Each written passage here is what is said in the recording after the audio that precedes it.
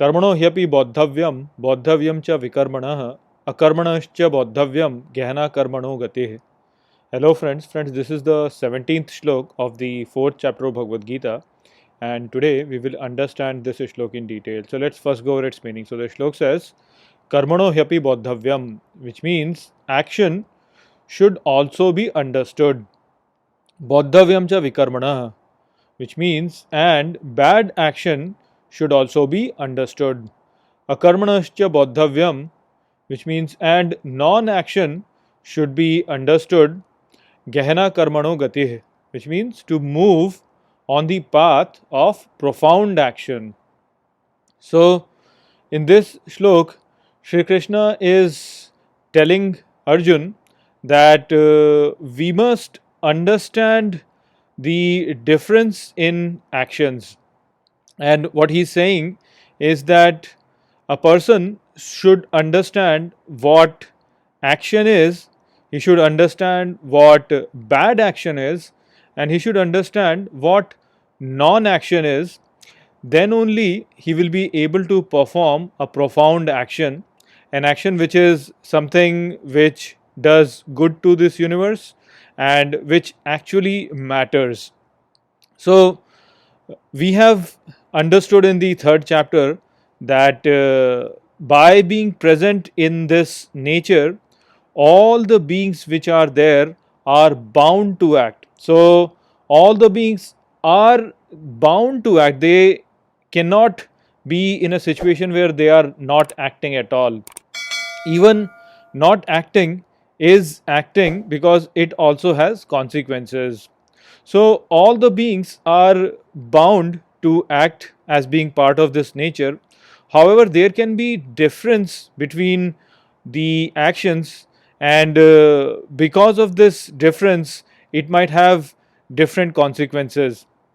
And as the Indian tradition says that all the actions that you perform have certain consequences. So we have to understand the difference in these actions in order to become free from this nature.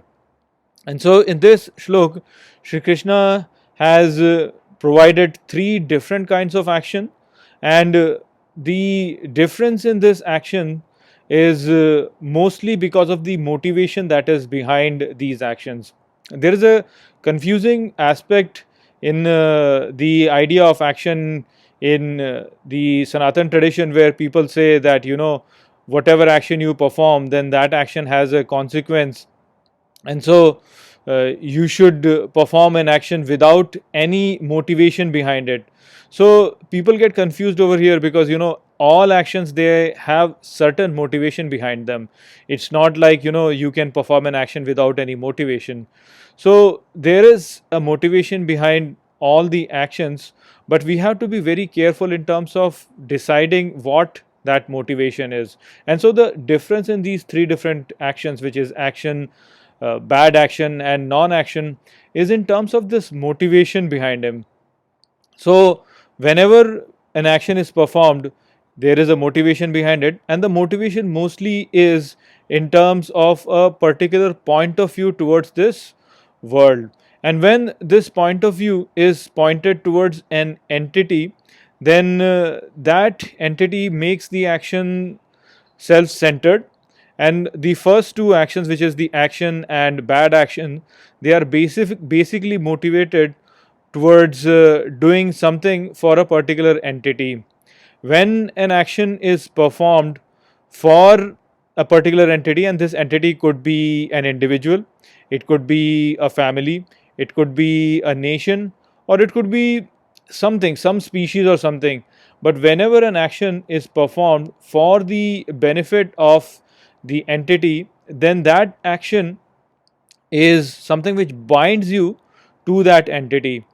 Now, when this action is performed without doing any harm to others, then that is action.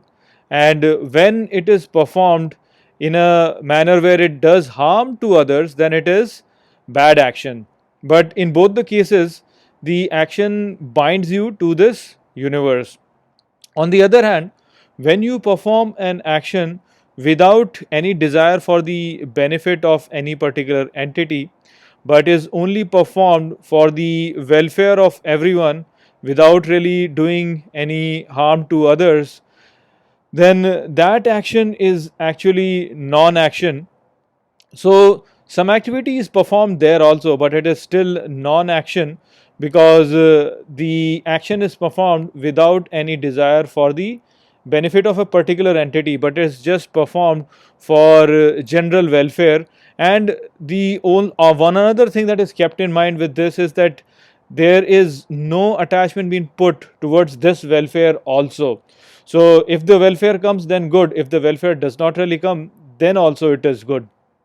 That is the kind of action which is actually non-action. So a person who understands the difference between these three, he is the one who is able to perform profound action, and he is the one who is actually wise. So that is the message that has been presented in this shlok. I hope that I have explained this shlok well to you. With that, I will close this video. I will see you all in the next video. Take care.